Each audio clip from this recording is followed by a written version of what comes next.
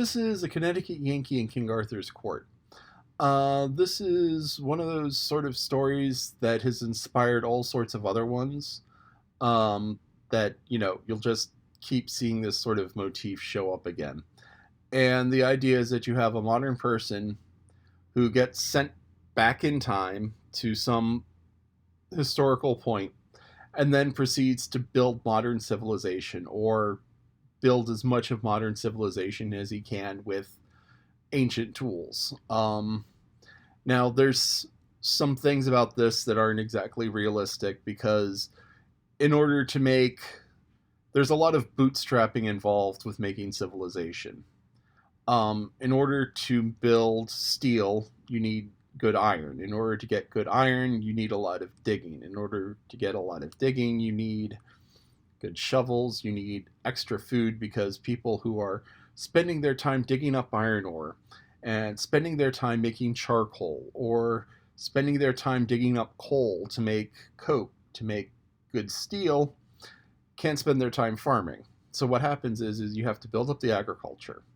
Then you have to build up the metallurgy. You have to find the minerals. Then you have to work and get good iron, good steel. Then you have to start making tools.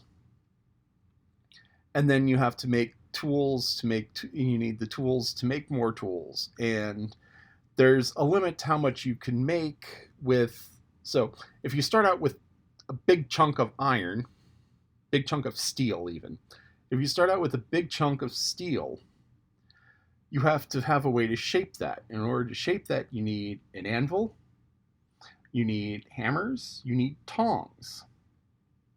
Now, hammers are fairly easy to make because, that's just a lump of steel with a hammer handle on it, so you can just hammer away. And because the metal that you're working is going to be hot, the hammer can be cold, doesn't have to be particularly good steel, just has to be, roughly as hard as the thing that you're working.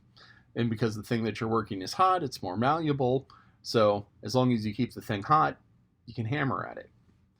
I've heard it said that the hardest thing to invent is tongs, because tongs are what you use to hold metal that is too hot to hold. So if you have a piece of red hot metal, there's no way you can really hold it without tongs. But the problem is that you make tongs from the red hot metal. So there are ways to shape metal without heating it up, but that dents the hammer, that's harder to work, it takes more effort. So making tongs is something really difficult. But going back to King Arthur's time, they already had the tongs. But you still have to, if you're making a gun is a very precision machine. So you have to have a barrel that is a set width, all the way long, perfectly straight. The hole has to be a constant diameter all the way through. If it gets a little bit narrow in a point, then what happens is the musket ball will get stuck there and block the gases, and it'll explode. So there's all sorts of things that can go wrong making a gun, and it's a very complicated piece of machinery. And they've already hinted that this stranger is like, oh yeah, this is made by a gun. I shot the guy. So that's a hint of something coming.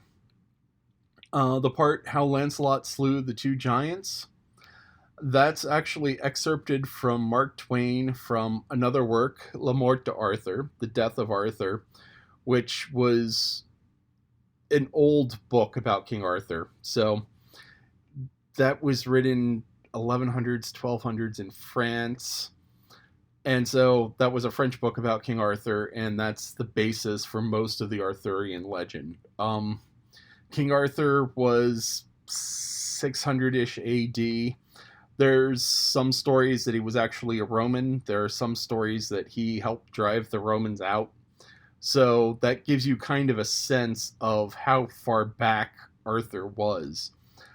He probably even wasn't a proper king of all of England. He was probably just a king of the area around London or Camelot.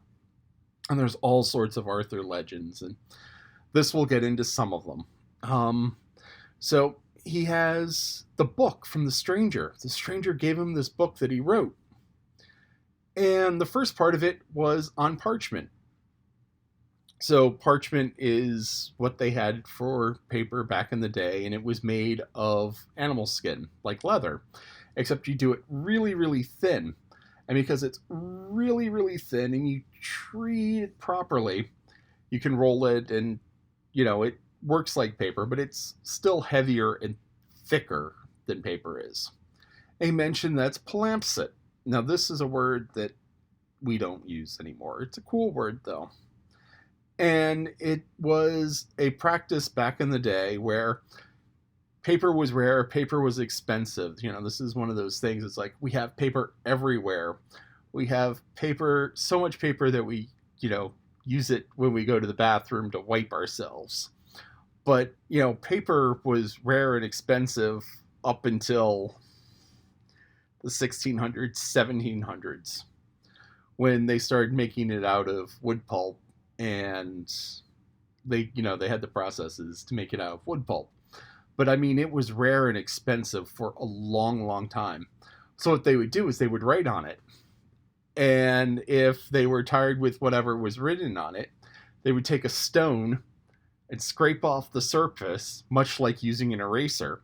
So they'd take this stone and they'd scrape off the surface and kind of erase the parchment. And then they'd write on it again.